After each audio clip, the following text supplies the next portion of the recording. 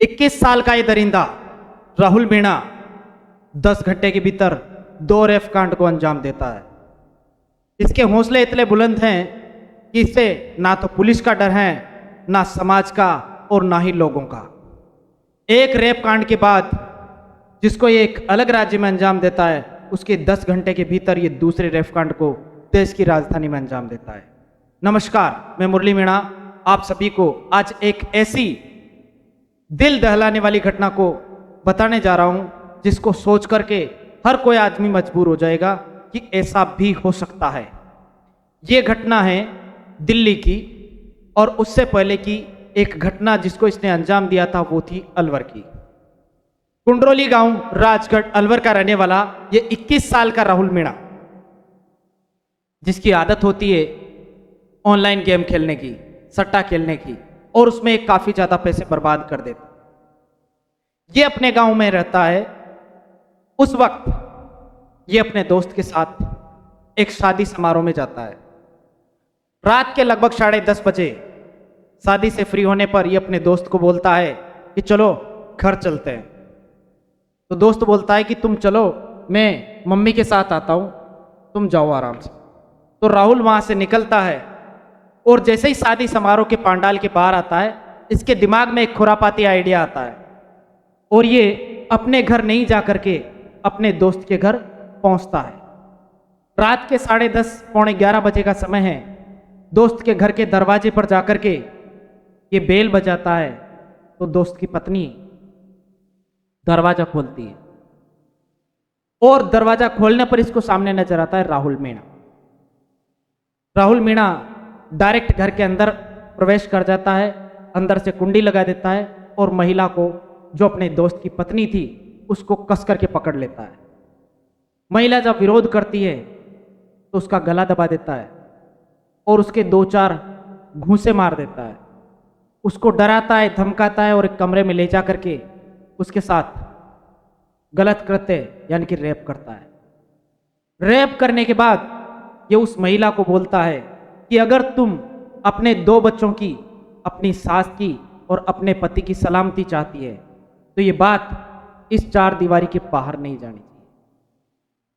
अब आपको सोच करके शौक लगेगा कि एक दोस्त अपने दोस्त के साथ ऐसा कैसे कर सकता है, क्योंकि आजकल के दोस्तों को दोस्ती से कोई मतलब नहीं रहता। इतने घिनौने कृत्य भी कर सकते हैं, इस बात के लिए भी आपको सावधान रहना पड़ेगा। फिर इस घर से ये निकलता है और निकलने के बाद में 180 किलोमीटर का रास्ता तय करके ये पहुंचता है राष्ट्रीय राजधानी क्षेत्र दिल्ली के अंदर। और दिल्ली के अंदर एक इलाका है जहां पर एक लड़की है जो आईएएस की तैयारी कर रही है। दिल्ली के पोस्ट इलाके में, जिसका नाम अमर कॉलोनी है, उसके अंदर कैलाश हिल में वो रहती है। अब इसके पीछे की कहानी मैं आपको बताता हूं। राहुल मीणा दिल्ली के इसी इलाके में एक IRS ऑफिसर, जिनकी पत्नी एक नामी हॉस्पिटल में डॉक्टर होती है, उनके घर में एक नौकर का काम करता है। नौकर के काम करने के दौरान इसकी जो ऑनलाइन गेमिंग खेलने की आदत थी, उसके चलते इसने आस पड़ोस के लोगों से लगभग 1.5 लाख रुपए उधार कर रखा था। ये बात जब IRS को पता चलती है तो उनके दिमाग में कई तरह के सवाल आते हैं। एक दिन IRS इसको कुछ सामान लेने के लिए मार्केट भेजते हैं पैसे दे करके, तो जब वो वापस आता है तो उसका हिसाब किताब में झोल कर देता है। तो IRS महोदय इसको लगभग 1.5 से 2 महीने पहले जॉब से निकाल देते हैं, इसको घर भेज देते हैं कि तुम घर जाओ, मैं तुमको नौकरी पर नहीं रख सकता। लेकिन इसने 8.5 महीने तक उस घर में काम किया था, तो इसको अच्छे से पता था कि इस घर में कौन सी चीज किस जगह पर रहती है, क्योंकि एक नौकर जो होता है ना, वो हर एक चीज को नोटिस करता है। हालांकि IRS का जो घर था वो बहुत हाई सिक्योरिटी का घर था।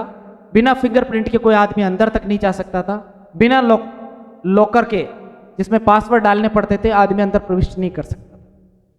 तो इस आदमी ने, इस राहुल मीणा ने उस घर में कैसे एंट्री पाई, इसको समझने की अपन कोशिश करते हैं। ये 10:30 बजे अपनी दोस्त की पत्नी का रेप करने के बाद में अलवर से दिल्ली पहुंचता है, जो 180 किलोमीटर दूर है। और सुबह के लगभग 6:39 पर ये उस घर की दीवार फांद करके अंदर प्रवेश करता है, जहां पर बाहर की तरफ पहरा लगा हुआ होता है। वो सीधा अंदर पहुंचता है, अंदर पहुंच करके पासवर्ड डाल करके घर में प्रवेश कर जाता है। घर में प्रवेश करने के बाद ये उन चीजों को देखता है जहां पर पैसे रखे जाते हैं, लेकिन उसके लिए आवश्यक होता है फिंगरप्रिंट, जो उस परिवार के किसी सदस्य का होना आवश्यक है। तो इसको पता था कि IRS और डॉक्टर साहिबा की जो बेटी है वो ऊपर के स्टडी रूम में तैयारी करती है, और वो लड़की थी जो 12th टॉपर थी, IIT कर रखी थी और UPSC की तैयारी में लगी हुई थी। 22 साल की लड़की थी। ये सीधा उसके रूम में जाता है, नॉक करता है, वो रूम खोलती है। रूम खोलते ही ये उसके पास जाकर के उसको धमकाता है कि मुझे पैसे चाहिए, पैसे निकाल करके दो। तो लड़की विरोध करती है कि तुम यहाँ कैसे आए, क्योंकि वो इस घर का नौकर था, जानता था। तो इसने उसको वहाँ पर स्टडी लैंप जो था उसको उठा करके उसके सिर पर दे मारा। तो लड़की के जैसे ही सिर पर लगा, लड़की के सिर से खून आने लग गया, वो बेहोश हो गई। और बेहोश होने के बाद में इस दरिंदे ने उस लड़की का रेप किया। रेप करके वहीं पर पास में जो उस लड़की के फ़ोन का जो चार्जर था, उसकी जो डाटा केबल थी, उसको निकाल करके उसका गला घोंट करके उस लड़की को वहीं मार दिया। मारने के बाद में उस लड़की की लाश को तीसरी मंजिल से घसीटते हुए नीचे लेकर आया, जहाँ पर लॉकर होता है उस रूम में, और वहाँ पर पासवर्ड डालने की इसने कोशिश करी, फिंगरप्रिंट लगाने की कोशिश करी। लेकिन आपको ये बात पता ही है कि मृत व्यक्ति के फिंगरप्रिंट स्कैन नहीं होते हैं, तो वो खुला नहीं, और नहीं खुला इस वजह से उसमें से जो सामान था, पैसा टका था, वो बाहर नहीं निकल पाया। वो उस लड़की को वहीं छोड़ देता है, और क्योंकि ये खून में सना हुआ था तो इसने अपने कपड़े बदलने के लिए उस लड़की का भाई के कपड़ों को पहन लेता है और अपने कपड़ों को वहीं छोड़ देता है, अपने जूतों को भी वहीं छोड़ देता है। लड़की का भाई जो है वो मुंबई के अंदर मल्टीनेशनल कंपनी के अंदर काम करता है। मतलब एक शिक्षित परिवार के अंदर ये चोरी सेंधमारी करने का काम करता है। इसको इस बात का पता था कि मकान का जो मालिक है, यानी कि जो IRS है और उनकी जो पत्नी है, वो सुबह 6 बजे ही सैर पर निकल जाते हैं, जिम के लिए जाते हैं, वॉक पर जाते हैं। उस दिन भी कुछ ऐसा ही हुआ था। ये घटना है 22 अप्रैल 2026 की। सुबह के 6 बजे ही IRS ने अपनी पत्नी को जगाया और वो वॉक के लिए निकल गए, और 8:30 बजे वापस अपने घर में लौटे। और इस दौरान राहुल मीणा ने उस लड़की को मार करके वहाँ पर एक जगह पर जहाँ पर पैसे रखते थे, ऐसे ही नॉर्मली वहाँ से 2.5 लाख रुपए इसने उठाए, कुछ सामान उठाए, लड़की के ही बैग में डाले और बैग को अपने कंधे पर लटका करके जिस रास्ते से आया था उसी रास्ते से जाने के लिए बाहर निकल गया। लेकिन उस वक्त समय हो चुका था 7, सवा 7 के आसपास, लगभग 41 मिनट के आसपास इस घर में रहा था। तो जैसे ही बाहर निकला तो वहां पर सफाई करने वाला, जो कारों की सफाई करने आता था, एक नौकर आ चुका था जो राहुल को पहले से जानता। तो उसने राहुल को पहचान लिया और नौकर ने बोला कि राहुल तुम आज यहाँ कैसे? तो राहुल ने बहुत शालीनता से जवाब दिया कि सर ने बुलाया था इसलिए आया था, अब वापस जा रहा हूँ। और फिर जैसे तैसे करके वहां से निकल जाता है। जैसे ही 8:30 बजे IRS और उनकी पत्नी डॉक्टर साहिबा दोनों 8:30 बजे घर के अंदर प्रवेश करते हैं, तो उनको फर्श पर अपनी बेटी औंधे मुंह गिरे हुई नजर आती है और उसकी बगल में से खून फैला हुआ नजर आता है। तो ये दोनों पति पत्नी देख करके एकदम से शॉक हो जाते हैं। समझ नहीं आ रहा था कि तीसरी मंजिल से बेटी यहां तक कैसे आई और यहां पर खून किस वजह से फैला हुआ है और इसके अंदर कोई आदमी कैसे आया बिना फिंगरप्रिंट के। ये तरह तरह के सवाल उनके दिमाग में चल रहे थे।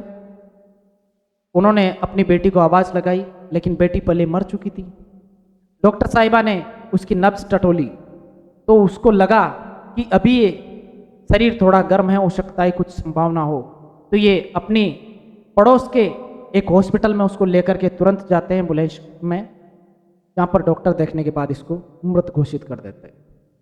मृत घोषित होने की बात जब इसको पता चलती है, डॉक्टर को और उनकी पत्नी को, तो उनका दिमाग काम करना बंद कर देता है। सोचने समझने की क्षमता लगभग खत्म हो जाती है। डॉक्टर साहब और आईआरएस पुलिस को फ़ोन करते हैं और पूरा वाकया बताते हैं कि हम 6 बजे निकले थे, 8:30 बजे वापस आए।